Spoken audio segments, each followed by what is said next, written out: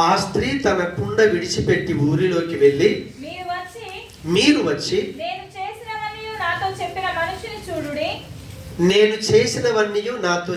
మనుషుని చూడుడి, ఈయన క్రీస్తు కాడా అని ఆ ఊరి వారితో చెప్పగా. దేవునికి స్తోత్రం. చిన్న ప్రార్థన చేసుకుందాం. ప్రేమ కలిగిన మా తండ్రి, కృపా కనికరం గల మా దేవ, మీకు వందనాలు అయ్యా. యోహాను సువార్త 4వ అధ్యాయం 1 నుంచి 42 వచనాలు మేము ధ్యానిస్తూ ఉన్నాం. అందులో ఉన్న సారాన్ని మేము అర్థం చేసుకోవటానికి మాకు సహాయం చేసి మీరు మహిమ పొందుమని యేసు నామమున ప్రార్థించి వేడుకుంటున్నాము తండ్రి, ఆమేన్. హల్లెలూయా. వాస్తవంగా మనం పోయిన వారం ధ్యానించాం. సమరయ స్త్రీ తన జీవితాన్ని తను చూసుకున్నప్పుడు సమాజంలో ఆమె స్థితి ఎలా ఉందో చూసాం.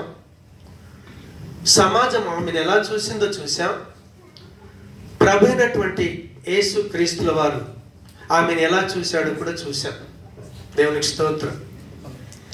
ఎవరైతే నోట్స్ అడిగారో వాళ్ళకి పంపించాను. 3 అడిగారు, నేను ఆ టైప్ చేసింది వాళ్ళకి పంపించాను. సో ఈరోజు నిజంగా తన జీవితాన్ని తను చూసుకున్నప్పుడు ఒక భయంకరమైన జీవితం, సమాజంలో గౌరవం లేని జీవితం. కానీ తను ఒక ఆశతో ఉంది, అయ్యో నా జీవితం ఎవరైనా ఆదరిస్తారేమో, ఒక క్రొత్త లైఫ్ ఇస్తారేమో, మళ్ళీ నా జీవితం పునఃప్రారంభం అవుతుందేమోనని ఆశతున్నటువంటి ఆ సమరయ స్త్రీ జీవితాన్ని యేసు ప్రభుల వారు అద్భుతంగా మార్చాడు. హల్లెలూయా. సో ఆమె మారటానికి ఏమైనా కారణం ఉందా? మనం మారిందని చూసాం అంతే, కానీ ఆ మార్పుకు కారణం ఏంటి? అసలు ఎలా మారిందా? అంత భయంకరమైన స్థితిలో ఉన్నటువంటి ఆ స్త్రీ సమాజంలో తలెత్తుకోవటానికి కూడా తాను సిగ్గుతో బ్రతుకుతున్నటువంటి ఆ లైఫ్, ఏ ప్రజల మధ్యన తాను సిగ్గుతో బ్రతికిందో తిరిగి వాళ్ళ దగ్గరికి వెళ్ళి తలెత్తుకొని నా జీవితాన్ని మార్చినటువంటి నా ప్రభు అక్కడ ఉన్నాడని ఆమె సాక్ష్యం చెప్పే స్థితిలోకి వెళ్ళిందే. సో ఆమె ఎలా మారిందంటారు? మీరు చదివారు కదా, మీకేమన్నా ఆలోచన వచ్చిందా? అసలు ఎంతమంది చదువుకొని వచ్చారు? దాన్ని ఏమైనా చదివిన వాళ్ళు ఉన్నారా? ఈ వారం చదువులేరు. పోయిన వారం చదివినప్పుడన్నా మీకు ఏమైనా ఆలోచన వచ్చిందా? మనం చదువుతున్నప్పుడు మనకు కొన్ని ఆలోచనలు వస్తాయి, దాంట్లో ఉన్న సారం మనకు అర్థమవుతూ ఉంటుంది. అయితే ఈరోజు చూద్దాం ఆమె ఆ రీతిగా మార్పు చెందటానికి అసలు కారణం ఏంటి, ఆమె ఏం చేసింది అనే విషయాన్ని మనం ధ్యానిస్తే ఈరోజు ఆ స్థితిలో బాధపడుతున్నటువంటి వ్యక్తులు కూడా ఈరోజు మార్పిస్తాడు దేవుడు. ఎందుకంటే ఆయన నిన్న నేడు నిరంతరం ఏకరీతిగా ఉన్న దేవుడు. ఆయన మనల్ని మార్చుటకు శక్తి కలిగిన దేవుడు. ఆయన దేవునికి స్తోత్రం. హల్లెలూయా. మనం నిజంగా ఆమెలో మార్పు రావడానికి కారణం అసలు యేసు ప్రభు ఏమై ఉన్నాడో ఆమె తెలుసుకునే ప్రయత్నం చేసింది. యేసు ప్రభు అసలేంటి? ఎప్పుడైతే ఆయనతో సంభాషణ ఆరంభమైందో యేసు ప్రభు జీవితాన్ని ఆమె స్టడీ చేస్తుంది. మీరు ఎవరితోనైనా మాట్లాడుతున్నప్పుడు మన ఊరికినే మాట్లాడకూడదు, ఆ వ్యక్తిని స్టడీ చేయాలి. అప్పుడు ఆ వ్యక్తి ద్వారా ఏదైనా మేలు పొందుకునే అవకాశం దొరుకుతుంది. ఎవరితోనే మాట్లాడడానికి కొత్తగా వచ్చారనుకోండి, ఏదైనా మాట్లాడుతున్నప్పుడు ఆయన ఏదో ఇంజనీర్ అని మంచి పోస్టులు ఉన్నాడని తెలిస్తే మనం ఏం చేస్తాం? రేపు పొద్దున నాకైనా ఖచ్చితంగా అవసరం పడవచ్చు. అప్పుడు ఏం చేస్తాం? ఆయనతో సహవాసం పెంచుకుంటాం, సర్కిల్ పెంచుకుంటాం. అదే రీతిగా ఆ మిట్ట మధ్యాహ్నం యేసు ప్రభుల వారు యాకోబు బావి దగ్గర ఉన్నప్పుడు ఎప్పుడైతే అక్కడికి సమరయ స్త్రీ వచ్చిందో, ఆయనతోని సంభాషణ ఎప్పుడైతే ఆరంభమైందో ఆమె గ్రహించినట్టు మొట్టమొదటి విషయం ఏంటి అని అంటే, ఒకసారి యోహాను సువార్త 4వ అధ్యాయం 9వ వచనాన్ని మనం చూస్తే, ఆ సమరయ స్త్రీ, యూదుడవైన నీవు సమర స్త్రీనైన నన్ను దాహమునకిమ్మని ఎలాగూ అడుగుచున్నావని. Praise the lord. సరే, ఈ వచనంలో మీకు ఏమైనా అర్థమవుతుందా ఇక్కడ దాకా? ఆయన ఆ సమర స్త్రీ, యూదుడవైన నీవు సమర స్త్రీనైన నన్ను దాహమునకిమ్మని ఎలాగూ అడుగుచున్నావని ఆయనతో చెప్పాను. ఇక్కడ దాకా దీంట్లో ఏమన్నా మీకు అర్థమైందా? ఆయన ఏమైనాడు? యూదుడు. ఇంకా ఆయనకు దాహం వేస్తుంది.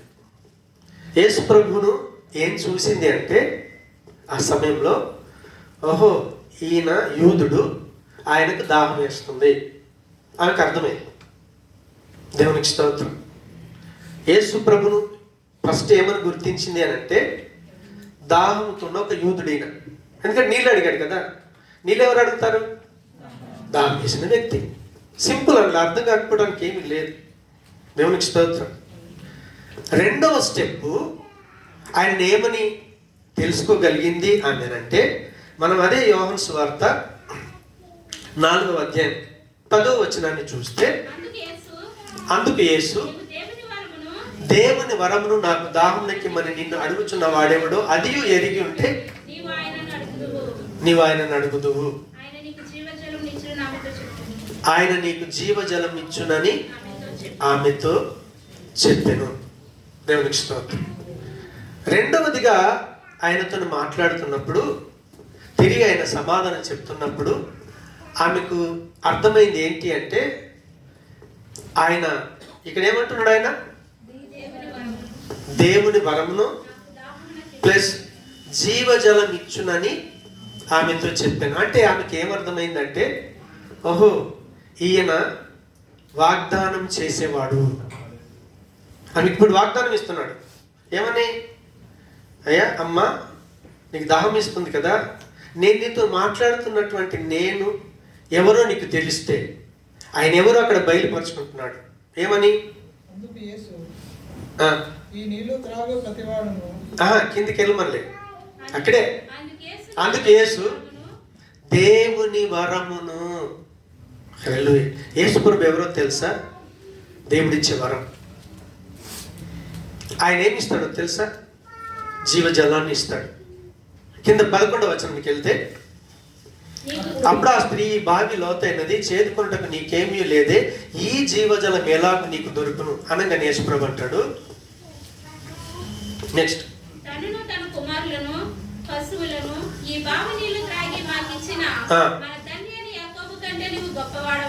అని ఆయనను అడిగాను. అందుకు యేసు, ఈ నీళ్లు త్రాగు ప్రతి వాడును మరలా దప్పికొనును, నేనిచ్చు నీళ్లు త్రాగువాడు ఎప్పుడును దప్పికొనడు అని ఊరడి నీటి బుగ్గగా ఉండునని ఆమెతో చెప్పాను. యేసు ప్రభువుతోని ఆ సంభాషణ జరుగుతూ ఉన్నప్పుడు సమరయ స్త్రీ గ్రహించింది ఏంటి అని అంటే, ఈయన వాగ్దానములు ఇచ్చేటటువంటి వాడు. దేవునికి స్తోత్రం. మొదటిది సింపుల్గా ఏం అర్థం చేసుకుంది? ఈయనకు దాహం వేస్తున్న యూదుడని గ్రహించింది. కానీ సంభాషణ జరుగుతూ ఉంది.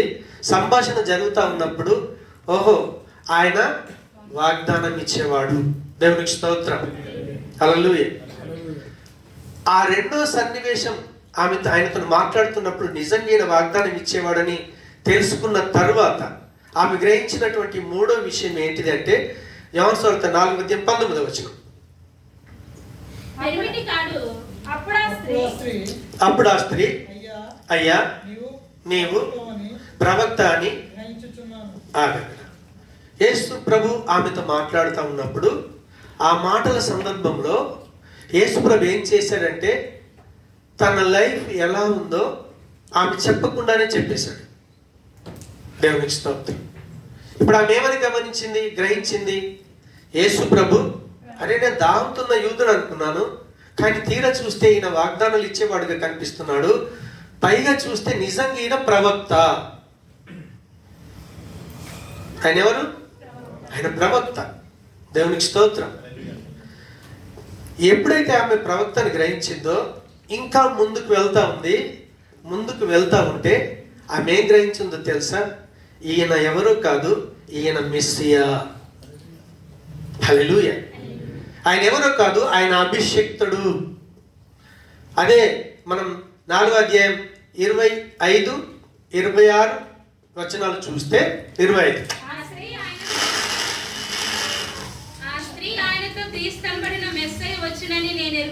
ఎరుగుదును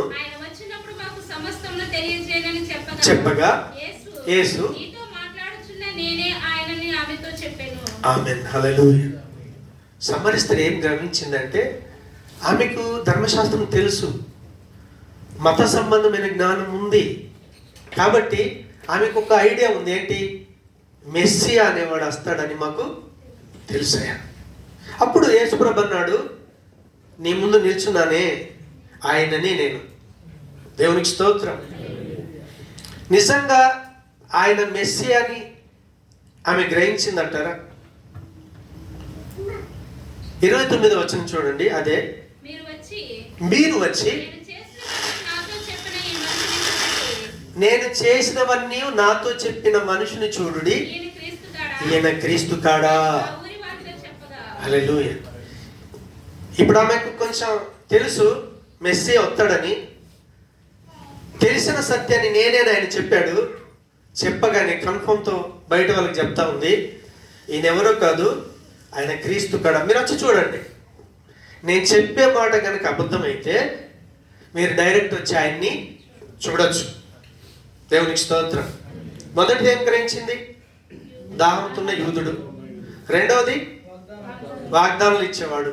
మూడవది ఆయన ప్రవక్త. నాలుగవది ఆయననే అభిషక్తుడు, ఆయననే మెస్సియా.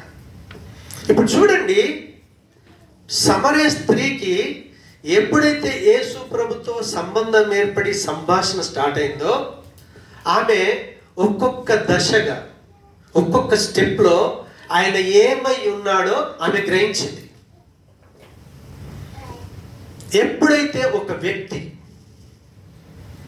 యేసు ప్రభు దగ్గరికి వస్తాడో, అంటే సంఘానికి, సహవాసానికి ఒక క్రొత్త వ్యక్తి ఆసక్తితో గనక వస్తే, ఇప్పుడు చూడండి, సమరయ స్త్రీకి అక్కడ యేసు ప్రభుతో సంభాషణ జరిగింది. అలా ఎంతో మంది స్త్రీలతో ప్రభుకు సంభాషణ జరిగిండొచ్చు, కానీ ఎవరు కూడా గ్రహించలేదు. కానీ సమరయ స్త్రీ ఎప్పుడైతే ఆయనతో సంభాషణ చేస్తూ ఉందో, అసలు ఈయన ఎవరో తెలుసుకున్నాలనేటటువంటి ఆశ ఆమెలో స్టార్ట్ అయిపోయింది. ఎందుకో తెలుసా?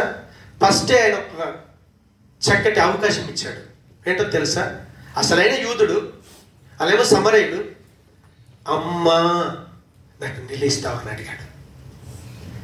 ఆమె ఆశ్చర్యపోయింది. యూదులు మమ్మల్ని, సమరయుల్ని కుక్కల్లాగా చూస్తారట. అటువంటి వ్యక్తి నన్ను అమ్మాని పిలిచాడే, నన్ను దాహానికి నీళ్ళు ఇమ్మన్నాడే. ఈయన ఎవరు కాదు, ఈయన గురించి ఖచ్చితంగా నేను తెలుసుకోవాలి. ఒక వ్యక్తి సంఘానికి వస్తున్నప్పుడు ఒక్కొక్కరు ఒక్కొక్క ఉద్దేశంతో వస్తారు. అక్కడ ఏం జరుగుతుందో చూద్దామని వస్తారు. యేసు ప్రభు దగ్గరికి వెళ్తే మంచి జరుగుతుందని కొంతమంది వస్తారు. రకరకాల ఉద్దేశాలతో వస్తారు. ఉద్దేశం ఏదైనా వాళ్ళలో కనుక ఆసక్తి ఉంటే, ఆ వ్యక్తిలో ఆసక్తి ఉంటే, ఏ రీతిగా అయితే సమరయ స్త్రీ యేసు ప్రభులో వారు ఏమై ఉన్నాడో గ్రహించగలిగిందో, 100% సంఘానికి వచ్చినటువంటి వ్యక్తి దాన్ని గ్రహిస్తాడు. ఇప్పుడు చూడండి, మొట్టమొదలు ఆ సమరయ స్త్రీ చూసింది ఏంటి? దాహంతో ఉన్నటువంటి యూదుడు అని ఆమె గ్రహించింది. కాబట్టి ఆయన ఇస్తానని అడిగినప్పుడు ఆమె శరీర సంబంధమైన నీళ్ళే అడిగిందాన్ని. అవునా కదా? ఇంకా వేరే అడగలేదు. అవునా కదా? మనం అదే యోహాను సువార్త 4వ అధ్యాయంలోకి వెళ్ళి మనం ఈ మాట చూస్తే అంటాడు అక్కడ. ఆమె ఏమంటదంటే, ఇంత దూరం రాకుండానట్టుగా నాకు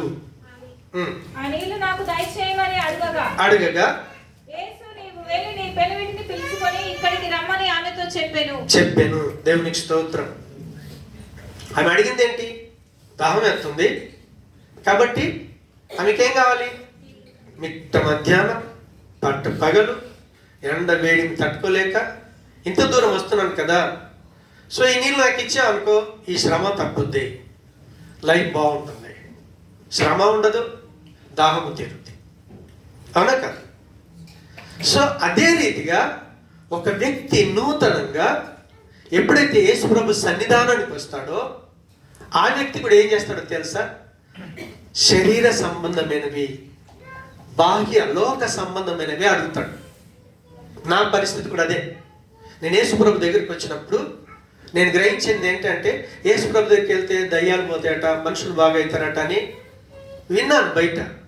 నా భార్యను తీసుకుని వెళ్ళినప్పుడు నేను ఒకటే అడిగాను, ప్రభా నా భార్య బ్రతికితే చాలు, బాగుంటే చాలు, నేను నిన్ను నమ్ముకుంటాను, అంతే. ఎందుకంటే మనకు ఈ రోగాల నుంచి, వ్యాధుల నుంచి, అప్పుల నుంచి, సమస్యల నుంచి ఆయన విడుదల ఇస్తాడన్నటువంటి విషయం మనం విన్నాం. కాబట్టి మనం ఆ సమస్యలను ఎదుర్కొంటున్నాం కాబట్టి ఫస్ట్ మనం ఆయన అడిగేది ఏమడుగుతాం? శరీర సంబంధమైందే అడుగుతాం. అందుకే సమరయ స్త్రీ కూడా శరీర సంబంధమైందే అడిగింది. కానీ ఆయన ఏం చేశాడో తెలుసా? శరీర సంబంధమైన దాన్ని ఎప్పుడైతే ఆమె అడిగిందో యేసుప్రభు ఏమన్నాడు? హల్లెలూయా. ఆయన ఏమన్నాడంటే, ఆయన అమ్మా నేను ఈ నీళ్ళు ఇస్తాను, నో ప్రాబ్లం, కానీ మా గానికి దాహం వెళ్తుంది. దేవునికి స్తోత్రం. యేసుప్రభు ఇచ్చిన జవాబు ఏంటిది? నేను నీకు మళ్ళీ ఇస్తాను, కానీ మళ్ళీ నీకు దాహం వేస్తుంది. కానీ ఒరిజినల్గా నేనేమి ఇస్తానో నీకు అర్థమైతే నువ్వు ఒరిజినల్గా అడుగుతావు. హల్లెలూయా. ఆయన ఫస్ట్ ఏమన్నాడు? నేను ఈ నీళ్లు నిన్ను అడుగుతున్నానే, నిన్ను అడుగువాడు ఎవడో గనక నువ్వు గ్రహిస్తే నువ్వు ఆయన 100% అడుగుతావు. యేసు ప్రభు ఓన్లీ మన శరీర సంబంధమైన వాటినే ఇవ్వడం, అవి చిన్న విషయాలు ఆయనకి. దేవునికి స్తోత్రం. నువ్వు యేసు ప్రభుని నమ్ముకున్నా నమ్ముకోకపోయినా ఆయన సన్నిధానానికి వచ్చి నువ్వు ప్రార్థన చేయించుకుని పోతే రోగులు బాగైన వాళ్ళు ఎన్నో వేల మంది ఉన్నారు. యేసు ప్రభు ఉన్నప్పుడు కూడా కుష్ఠులో ఒకసారి వచ్చారు. వచ్చి అలాగ ప్రార్థన చేస్తే అందరూ బాగుపడ్డారు, అందులో నుంచి ఒక్కడు మాత్రమే వచ్చాడు. హల్లెలూయా. కాబట్టి యేసు ప్రభుల వారిని మనం శరీర సంబంధమైన వాటిని అడిగినా వాటినిచ్చి దాంతో ఊరుకోడు ఆయన. ఆయన ఏం చేస్తాడంటే తనను తాను రివీల్ చేసుకుంటాడు. మీరు కంటిన్యూగా సంఘానికి రండి, ఆసక్తితో రండి. యేసు ప్రభుల వారు మీకు ఏమి ఇస్తారో 100%గా ఆయన మీకు రివీల్ చేసుకుంటాడు, తనను తాను ప్రత్యక్షపరచుకుంటాడు. అందుకే ఆయన అన్నాడు, నేను దేవుని వరమును. యేసు ప్రభు ఎవరు? ఆర్డినరీ మనిషి కాదు, ఆయన సృష్టికర్త, ఆయన దేవుడు. దేవునికి స్తోత్రం. హల్లెలూయా. రెండోది ఆమె ఏమని గ్రహించింది? గొప్ప వాగ్దానాలు చేసేవాడని ఎప్పుడైతే ఆమె గ్రహించిందో, ఆయన ఇచ్చిన వాగ్దానం ఏంటి? నేను నీకు జీవజలాన్ని ఇస్తాను, మళ్ళీ దాహం ఇంకా కాదు. దేవునికి స్తోత్రం. అంటే ఒక వ్యక్తి దేవుని సముఖానికి వచ్చినప్పుడు దేవుడు నువ్వు అడిగిందే కాదు, ఆయన ఏది ఇవ్వగలుగుతాడో అది 100% ఆయన ఇస్తాడు. కానీ మనం అడగాలి. కానీ మనం ఎక్కడ స్టాప్ అయిపోతాం? అప్పు తీరిందను, ప్రభానికి స్తోత్రం. ఆరోగ్యం బాగిందనుకో, ప్రభు నన్ను బాగు చేశాడు, అంతకు మించి అడగం. ఇక మనం ఆరోగ్యం బాగున్నోడైనా చచ్చిపోతాడు, ఆరోగ్యం బాగులేని వాళ్ళైనా చచ్చిపోతాడు. వాక్యం ఏం చెప్తుందో తెలుసా? ఒక మనిషి లోకమంతా సంపాదించుకొని తన ప్రాణం పోగొట్టుకుంటే ప్రయోజనం ఏంటి? నీ ప్రాణాన్ని దక్కించేవాడు ఆయన, నీ ప్రాణాన్ని కాపాడేవాడు ఆయన, నీ ఆత్మను కాపాడేవాడు ఆయన. నీకు నిత్యంగా జీవించే ఒక అద్భుతమైన జీవితాన్ని ఇచ్చేటటువంటి వాడు ప్రభు అయినటువంటి యేసుక్రీస్తుల వారు.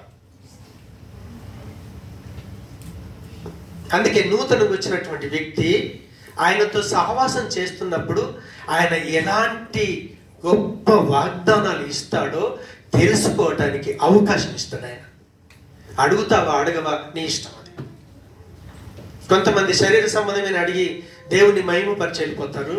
కానీ కొంతమంది దాంతో ఆగిపోకుండా అసలు నిజంగా ఈయనేమి ఇస్తాడో అది నాకు కావాలని అడుగుతూ ఉంటారు. సమరయ స్త్రీ చేసిన పని అదే. దేవునికి స్తోత్రం. హల్లెలూయా. మనం యోహాను సువార్త 4వ అధ్యాయం 15వ వచనంలో ఆమె అడిగింది. ఏమడిగింది? 15 నేను దప్పికొనకుండునట్లు చేదుకొనుటకి ఇంత దూరం రాకుండానట్లు ఆ నీళ్లు నాకు దయచేయమని అడగగా. హల్లెలూయా. మనం బైబిల్లోకి వెళ్ళి చూస్తే 2 కొరింథీ పత్రిక 1వ అధ్యాయం 20వ వచనాన్ని చూస్తే 2 కొరింథీ 1:20 దేవుని వాగ్దానములు ఎన్ని అయినను అన్నయు క్రీస్తునందు అవునన్నట్టుగానే ఉన్నవి. అన్నయు క్రీస్తునందు అవునన్నట్టుగానే ఉన్నాయి. దేవుడు నీకు ఒక వాగ్దానం ఇచ్చాడు అనుకోండి. ఆ వాగ్దానం నీ లైఫ్లో నువ్వు స్వతంత్రించుకోవాలంటే నువ్వు క్రీస్తులో ఉంటేనే సాధ్యం. యేసు ప్రభును నమ్మకపోతే, యేసు ప్రభును నువ్వు స్వీకరించకపోతే దేవుడిచ్చే వాగ్దానాల్ని మనం స్వతంత్రించుకోలేము. అందుకే యేసు ప్రభుల వారు ఆయన ఏమై ఉన్నాడో ఒకసారి యోహాను సువార్త 7వ అధ్యాయం 38-39 వచనాలు మనం చదివితే త్వరగా. నా యందు విశ్వాసం ఉంచువాడెవడో లేఖనం చెప్పినట్టు వాని కడుపులో నుండి జీవజల నదులు పారునని బిగ్గరగా చెప్పెను. వాని కడుపులో నుండి జీవజల నదులు బిగ్గరగా పారునని బిగ్గరగా చెప్పెను. అక్కడ యేసు ప్రభు ఏమన్నాడు సమరయ స్త్రీతోని? నేను నీకు జీవజలాన్ని ఇస్తాను. అవునా? 14లో ఏమన్నాడు? ఇప్పటిదాకా చదివాం, అడిగాను కదా. నేను ఇచ్చిన నీళ్ళు వానికి నిత్య జీవమునకై ఊరడి నీటి బుగ్గగా ఉండునని ఆమెతో చెప్పాను.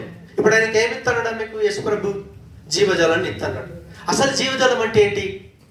39వ వచనం 7:39 తన యందు విశ్వాసం ఉంచువారు పొందబో ఆత్మను గూర్చి ఆయన ఈ మాట చెప్పెను. దేవునికి స్తోత్రం. అంటే యేసు ప్రభు ఏం చెప్పాడు తెలుసా? నీకు పరిశుద్ధాత్మని ఇస్తాను. అపొస్తలుల కార్యం 2వ అధ్యాయం 39వ వచనం ఎవరైనా చూడకుండా చెప్తారా? నేను ప్రతిసారి కోట్ చేస్తున్నాను. 38-39 వచనాలు కంటత వాక్యం కూడా ఇచ్చాను. అది అక్కడ ఏం చెప్తాడంటే, ఏ వ్యక్తి అయినా సరే దేవుని దగ్గరికి వచ్చి నువ్వు దేవుని తెలుసుకొని నువ్వు మారు మనసు పొంది నీ పాపాల క్షమాపణ కొరకు యేసయ్య నామం పేరిట ఎప్పుడైతే నువ్వు బాప్తిసం పొందుతావో దేవుడు ఏమి ఇస్తాడో తెలుసా? పరిశుద్ధాత్ముని వరంగా ఇస్తాడట. ఇప్పుడు సమరయ స్త్రీ ఏం గ్రహించింది? ఈయన వాగ్దానాలు ఇస్తాడు, ఆయన ఇచ్చే జీవజలం అది ఎప్పుడు నాతోనే ఉంటుంది అని ఎలాగైతే ఆమె గ్రహించిందో, యేసు ప్రభు దగ్గరికి రెగ్యులర్గా వచ్చి ఆయన జీవపు మాటల్ని కనుక మీరు రెగ్యులర్గా చదివితే ఆయన మీకు పరిశుద్ధాత్ముని ఖచ్చితంగా ఇస్తాడని మీరు విశ్వసించగలుగుతారు. ఎంతమంది యేసు ప్రభు నమ్మి బాప్తీసం పొందిన తర్వాత, అయ్యా నేను నీళ్ళలో బాప్తీసం తీసుకున్నాను కానీ పరిశుద్ధాత్మలో బాప్తీసం కావాలని ఎంతమంది ప్రార్థన చేశారు? ఇక్కడ నీళ్ళలో బాప్తీసం ఒక సేవకుడు ఇవ్వగలుగుతాడు, కానీ పరిశుద్ధాత్మలో బాప్తీసం ప్రభు అయిన యేసుక్రీస్తు మాత్రమే ఇస్తాడు. హల్లెలూయా. సమరయ స్త్రీ అది గ్రహించింది. అందుకే రెగ్యులర్ గా మీరు సంఘానికి సహవాసానికి వస్తే యేసు ప్రభుల వారు ఏదో అప్పులు తీర్చటమే, ఆరోగ్యమో, భర్తని ఇవ్వటమో, పిల్లల్ని ఇవ్వటమో ఇదే కాదు, ఆయన పరిశుద్ధాత్ముని నాకు ఇస్తాడు.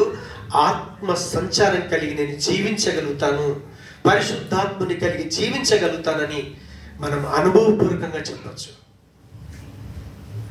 అందుకే కొరింథీ పత్రిక 3లో అంటాడు, మీరు పరిశుద్ధాత్మకు ఆలయమై ఉన్నారు.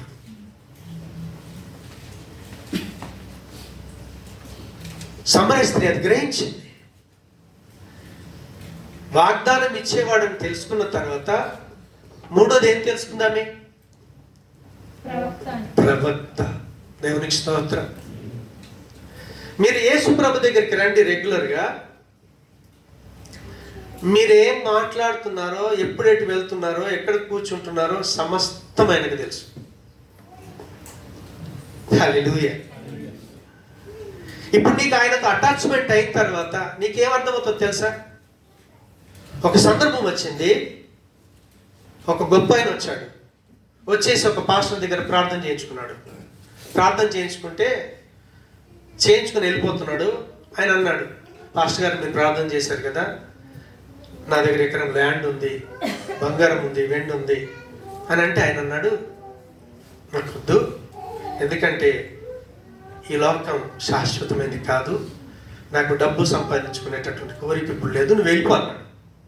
వెళ్ళిపో అన్నప్పుడు ఆయన దగ్గర ఉన్నటువంటి అసిస్టెంట్ పాస్టర్ గారు ఆయన వెళ్ళిపోతా ఉంటే, మా గురుగారు ఇప్పుడే పాస్టర్ గారు చెప్పాడు, పెద్ద పాస్టర్, ఇప్పుడు ఇద్దరు వ్యక్తులు వచ్చారు.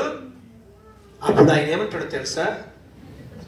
అసిస్టెంట్ పాస్టరు, నువ్వు అక్కడికి వెళ్తున్నప్పుడు నా ఆత్మ నీతో రాలేదా? మీరు ఎప్పుడైతే యేసు ప్రభుల వారి దగ్గరికి రెగ్యులర్గా వస్తూ ఉంటారో, ఆయనతో అనుబంధం ఏర్పడుతుందో, ఆయన ఆత్మ మనతో ఉంటుంది. కాబట్టి ఇప్పుడు జయరాజ్ ఎటు వెళ్ళాడు, ఏమన్నాడో ఆయన చెప్పాల్సిన పని లేదు, నాకు తెలిసిపోద్ది. జయరాజుకు నేను ఎటు వెళ్తున్నానో దేవుడికి తెలుసు అనే భయం ఉంటుంది. అందుకే దావీదు అంటాడు, కీర్తన 139 1-4 తర్వాత మీరు చదువుకోండి, టైం లేదు. నేను కూర్చుంటాను, లేగటం, ఎటు వెళ్తున్నాను, ఏం చేస్తున్నాను, అసలు నాకు ఆలోచన రాకంటే ముందే నేనేం మాట్లాడతానో నా దేవుడికి తెలుసు. సమరయ స్త్రీకి అర్థమైపోయింది. ఆయన ముందు నిలబడగానే బ్యాక్గ్రౌండ్ హిస్టరీ అంతా సినిమా చూపించాడు ఆయనకి. అమ్మాయికి సినిమా చూపిస్తే ఆమెకు అర్థమైపోయింది, ఈయన ఆర్డినరీ మనిషి కాదు, ఈయన మామూలు మనిషి కాదు. మీరు ఇన్ని రోజులు సహవాసానికి వస్తున్నారు కదా, మీకు ఇంతవరకు అది అర్థమైందా? సమరయ స్త్రీకి అర్థమైన సీను మీకు అర్థమైందా? అర్థమైతే ఏమవుతుందో తెలుసా? మార్పు వస్తుంది, లేకపోతే మారరు. దేవునికి స్తోత్రం. అది అర్థమైనప్పుడు ఏమవుతుందంటే మనలో భయం వస్తుంది. అరే నేను ఇటు వెళ్తున్నాను, నా ప్రభు చూస్తున్నాడు, నేను ఇది మాట్లాడుతున్నాను, నా యేసే చూస్తున్నాడు, నా బ్యాక్గ్రౌండ్ అంతా ఆయనకి తెలుసు అనేది ఎప్పుడైతే మనలో ఆ తెలుసుకునే స్థితిలోకి ఎదుగుతామో మన లైఫ్ చాలా ఎక్సలెంట్గా ఉంటుంది. హల్లెలూయా. ఆమె ప్రవక్తని గ్రహించిన తర్వాత ఆమెకు లాస్ట్ సీన్ అర్థమైపోయింది. ఏంటంటే, నేను ఇన్ని తప్పుడు జీవితాన్ని జీవించాను కదా, ఆ తప్పుడు జీవితానికి రావాల్సిన శిక్ష నుంచి నన్ను తప్పించుటకు ఆయన సమర్థుడు. ఆమె ఏం చెప్పింది తెలుసా? ఈయన మెస్సియా కాడా. హల్లెలూయా. మత్తయి సువార్త 1:1 ఏముంటుంది? ఫస్ట్ వచనమే చెప్పరా? 1:21 ఏముంటుంది? మత్తయి సువార్త. అసలు మనకు సిగ్గు రావాలి, క్రిస్మస్ వచ్చిన ప్రతిసారి దాన్ని ధ్యానిస్తాం. మనం పడుగు క్రైస్తవులం అన్నమాట. కానీ 23లో ఏముంటుంది? మత్తయి సువార్త 1:1, 1:21, 1:23. ఫస్ట్ మాటలో ఏముంటుంది తెలుసా? ఆయన అభిషక్తుడు. 21 ఏముంటుంది తెలుసా? ఆయన రక్షకుడు. 23లో ఏముంటుంది తెలుసా? ఏ పాపం అయితే దేవుణ్ణి దూరం చేసిందో మనకు, యేసు ప్రభు మనతో కలిసి ఉంటాడు. ఆయన దేవుడు నాతో ఉంటాడు. సమరయ స్త్రీకి అర్థమైపోయింది. అంటే ఒక వ్యక్తి యేసు ప్రభుల వారి దగ్గరికి వస్తే ఆయన శరీర సంబంధమైన తీర్చడమే కాదు, ఆయన ఎన్నో వాగ్దానాలు ఇచ్చాడు దేవుడు. యేసు ప్రభుని నమ్ముకుంటే ఆ ప్రతి వాగ్దానాన్ని మనం స్వతంత్రించుకుంటాం. ఎందుకో తెలుసా?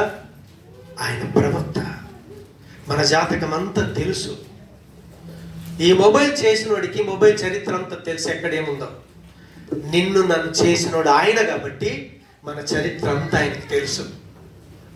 ఆయనకు తెలుసని నువ్వు ఎప్పుడైతే గ్రహిస్తావో నీకు ఒక మార్గం ఏర్పడుద్ది. అరే, నేను చేసింది తప్పే, దాని నుంచి తప్పించేవాడెవడు? ఈయనొక్కడే. ఎవరు? ఈయన మెస్సియా కాడా? నేను చేసినవన్నీ నాతో చెప్పినటువంటి వాడు అక్కడ ఉన్నాడు. యేసు ప్రభు ఎవరో కాదు, ఆయన అభిషక్తుడు. మనం చేసిన ప్రతి పాపం నుంచి విడిపించుటకు ఆయన రక్షకుడు, శక్తిమంతుడు.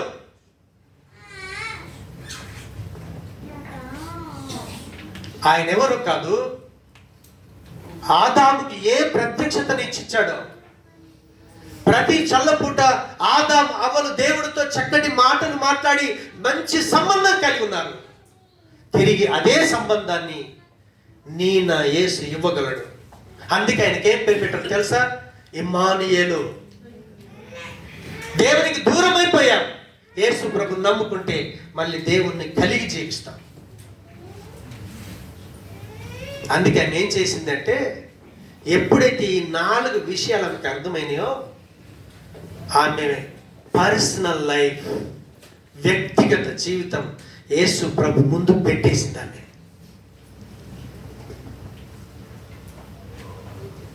ఇక్కడున్న నాతో సహా మనకి 4 విషయాలు అర్థమవుతే మన పర్సనల్ లైఫ్ను యేసు ప్రభు పాదాల దగ్గర పెట్టేస్తాం. నువ్వు యేసు ప్రభు పాదాల దగ్గర పెట్టకపోతే నీలో మార్పు రాదు, నువ్వు మారలేవు. ఆమెలో మార్పు రావటానికి కారణం ఏంటంటే, ఆయన ఏమై ఉన్నాడో తెలుసుకొని ఆయన మాటలను అంగీకరించి ఆమెకు ఒక కన్ఫర్మేషన్ వచ్చేసింది, నిజంగా ఈయన రక్షకుడు. ఆమె చెప్పిన మాటను బట్టి సమరయ గ్రామ ప్రజలందరూ కూడా ఆ 40 అంటారు, ఈయనెవడు కాదు, నిజంగా లోకమునున్న ప్రతి ఒక్కరిని రక్షించే రక్షకుడు. ఒక కులములను రక్షించడు ఆయన, ఒక మతములను కాదు, ప్రతి మానవుని రక్షించే రక్షకుడని వాళ్ళు సాక్ష్యం చెప్పారు. అంటే ఈరోజు మనం రక్షించబడాలి అంటే ఆయన ఏమై ఉన్నాడో తెలుసుకోవాలి. మనం ఆయనతో సహవాసం చేసినప్పుడు మనం అర్థం చేసుకుంటాం, ఏ పాపము చేత జీవిస్తున్నామో ఆ పాపాన్ని ప్రభువు పాదాల దగ్గర పెడతాము, అప్పుడు మనలో మార్పు వస్తుంది. సో ప్రభు పాదాల దగ్గర పెట్టినప్పుడు మనం పాపం విడిచిపెట్టుకోవటానికి ఆయన ఎలాంటి స్టెప్స్ తీసుకుంటాడో నెక్స్ట్ వీక్ ధ్యానిద్దాం. వచ్చే వారం ఏం చేద్దామంటే, ఆమె విడుదల వచ్చింది, కానీ ఏ స్టెప్ తీసుకుంటే ఆమె మారగలిగింది. మొదటి స్టెప్ ఏం చేసింది? ఆయన ఎవరో తెలుసుకొని ఆయన మాటకు లోబడి తన జీవితాన్ని అక్కడ పెట్టేసింది. హల్లెలూయా. మనం ఇక్కడ ఈరోజు ఆయన ఎవరో మీకు తెలుసు కాబట్టి కనీసం ఈ రోజైనా దేనికి బానిసై, దేన్ని ఆధారం చేసుకొని ఆయన యేసు ప్రభు పాదాల దగ్గర ఉందో, యేసు ప్రభు పుట్టింది చెప్పలేదు, ఆ నీళ్లు కావాలని ఏమన్నాడు తెలుసా? ఏ నీ పెనిమిటిని తీసుకురా అన్నాడు. నీళ్ళకి పెనిమిటికి ఏం సంబంధం? ఆలోచన చేశారా? వచ్చే వారం దాన్ని చదువుకుని రండి. మీకు ఏదైనా ఆలోచన అయితే నాకు చెప్పండి, నా ఆలోచన మీ ఆలోచన కలిపి ధ్యానిద్దాం. మీరు ధ్యానిస్తున్నప్పుడు దేవుడు మీతో కూడా మాట్లాడతాడు. కాబట్టి కనీసం వచ్చే వారమైనా మీ సేవకుడి మీద మీకు నమ్మకం ఉంటే, గౌరవం ఉంటే, మీ యేసు ప్రభు మీద మీకు గౌరవం ఉంటే కనీసం చదువుకొని రండి. దేవుడు మిమ్మల్ని దీవించును గాక. ప్రార్థన చేసుకుందాం. ప్రేమ కలిగిన మా తండ్రి, కృపా కనికరం గల మా దేవా, మీకు వందనాలు. సమరయ స్త్రీలో మార్పు రావటానికి కారణం ఏంటో మొట్టమొదలు ఆమె యేసయ్య మీరేమై ఉన్నారో తెలుసుకోవటానికి ఆమె చేసిన ప్రయత్నం ఈరోజు మేము చేయటానికి మాకు సహాయం చేసి నిజంగా నువ్వు శరీర సంబంధమైన దాహం తీర్చేవాడివే కాదు, నువ్వు ఒక గొప్ప వాగ్దానాలు చేసేవాడవని, ప్రవక్తవని, చివరికి నువ్వే అభిషక్తుడవని, రక్షకుడవని, మాకు తోడుండేవాడవని మేము కూడా గ్రహించడానికి మాకు సహాయం చేసి మీరు మహిమ పొందుమని యేసు నామమున ప్రార్థించి వేడుకుంటున్నాము తండ్రి. ఆమేన్.